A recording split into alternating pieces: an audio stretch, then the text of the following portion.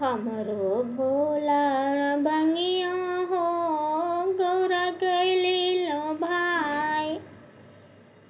हमरो भोला भंगिया हो गौरा गैली लो भाई।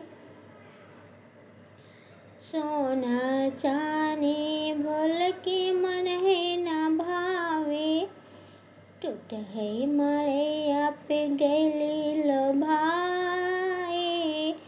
हमरो शिवाड़ भंगिया हो गौरा गैली लो भाई।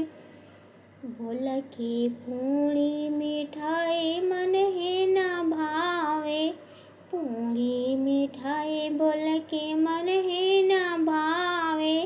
भंगिया पे गैली लो भाई। हमरो शिवाड़ भंगिया हो गौरा गैली लो भाई।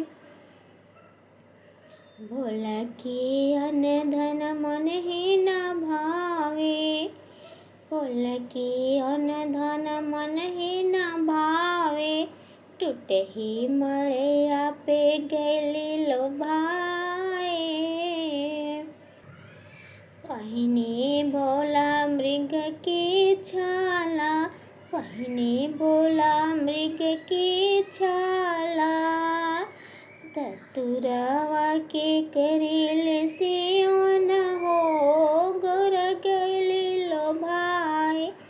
पहिने भोला मृग के छाला, धतुरवा के करेल सेवन हो गौरा गैली लो भाई। गौरा गैली लो भाई। नहीं मड़ैया बोल के मन है ना भावे, टूटे ही मड़ैया बोल के मन है ना भावे। भंगिया के गोला कहाँ पाऊँ जी, भोला गौरा गैली लो भाई।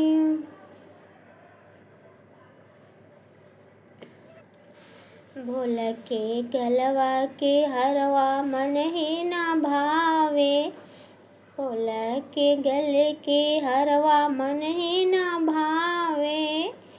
सांप के हरवा कहाँ से लयूं जी, गौरा गैली लो भाई। मड़ैया बोल के मन ही ना भावे, गौरा गैली लो भाई। हमरो शिवाड़ भंगिया हो गौरा गैली लो भाई। हमरो शिवाड़ भंगिया हो